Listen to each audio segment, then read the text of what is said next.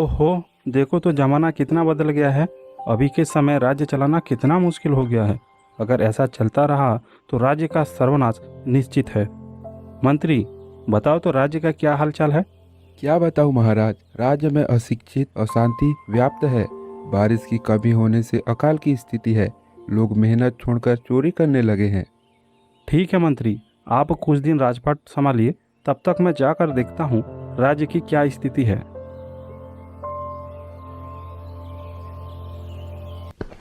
राजा अपना भेष बदलकर राज्य भ्रमण के लिए निकल जाता है।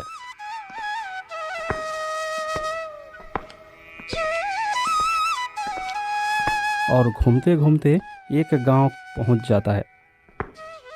राजा जैसे ही गांव पहुंचा, अचानक तेज बारिश शुरू हो गया और राजा भागते भागते एक किसान के घर पहुंच जाता है।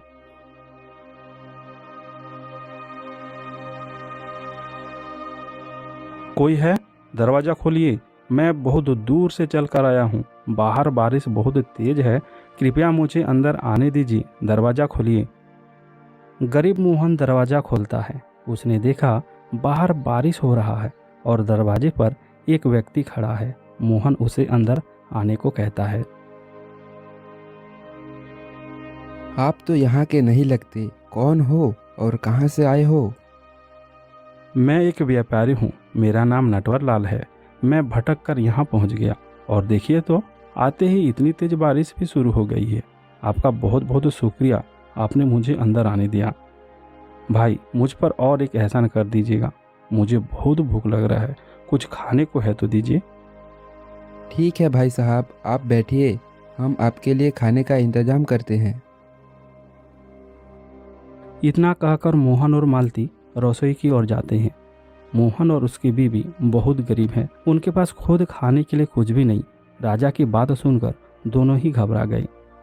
सुनिए जी, ये व्यापारी तो खाना मांग रहा है। अभी खाने के लिए घर में भी कुछ नहीं है।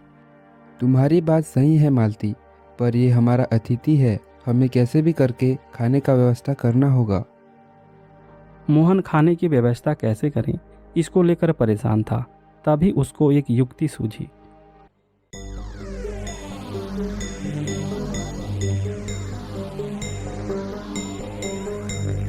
और उसने पास के दुकान से अनाज की चोरी कर ली। हे भगवान, मुझे माफ़ कर देना, मैंने आज चोरी कर ली है। मोहन एक सेठ के भंडार घर से कुछ अनाज चोरी कर ले आता है और मालती को देता है। ये लो मालती राशन, अब जल्दी से खाना बना दो। इतने सारे अनाज कहाँ से लाए हैं? घर में तो कुछ भी तो नहीं था। अभी सवाल मत पूछो मालती, बस जल्दी से खाना बना दो। इस तरह मोहन के लाए अनाज से मालती ने खाना तैयार कर ली और व्यापारी को खाना दिए। व्यापारी खाना खाने के बाद मोहन को धन्यवाद देते हुए, भाई, आपका बहुत बहुत शुक्रिया, आपने मुझे अपने घर शरण दी और आपने मेरे भूख भी मिटाया, मुझे आपने खाना खिलाया। आप दोनों का बहुत बहुत शुक्रिया। अब बारिश भी रुक गई है, अब मैं चलता हूँ।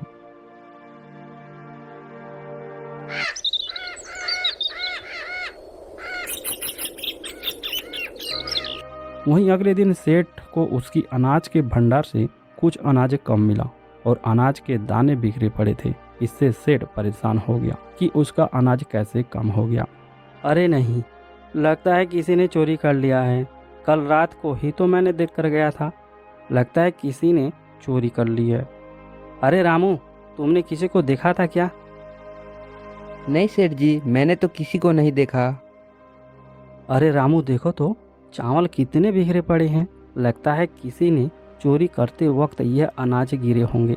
देखो तो यह चावल कहाँ तक जाता है। हम इसके सहारे उस चोर तक पहुँच सकते हैं। फिर सेठ ने अनाज के दाने जैसे जैसे गिरे थे, सेठ और उसके नौकर उसी से आगे बढ़ते गए। सेठ और उसका नौकर रामू दोनों नीचे गिरे चावल को देख देख कर आगे बढ़ते चले गए और मोहन के घर पहुंच गए। अरे, ये तो मोहन का घर है। अरे ओ मोहन, बाहर निकलो, तुमने मेरी अनाज चोरी की है, घर से बाहर निकलो।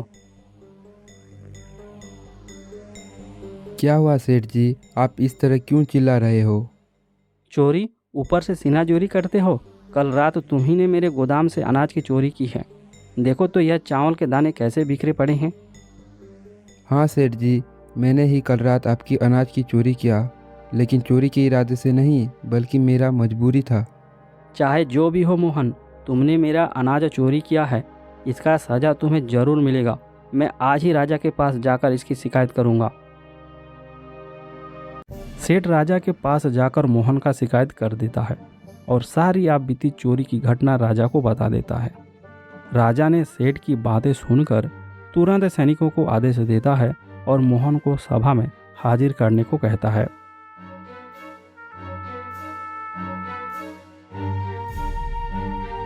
क्या तुमने ही सेठ के भंडार से अनाज की चोरी की है? हाँ महाराज, मैंने ही चोरी की है, लेकिन अतिथि संस्कार के लिए चोरी की। मेरे घर कल कोई मेहमान आया था जो बहुत भूखा था। मेरे पास उनको खिलाने के लिए कुछ नहीं था, इसीलिए मैंने सेठ के भंडार से अनाज की चोरी कर लिया था। राजा मोहन को देखते ही पहचान गया। राजा को एहसास हो गया कि उसने ही कल मोहन के घर गया था और खाने की बात कहा था।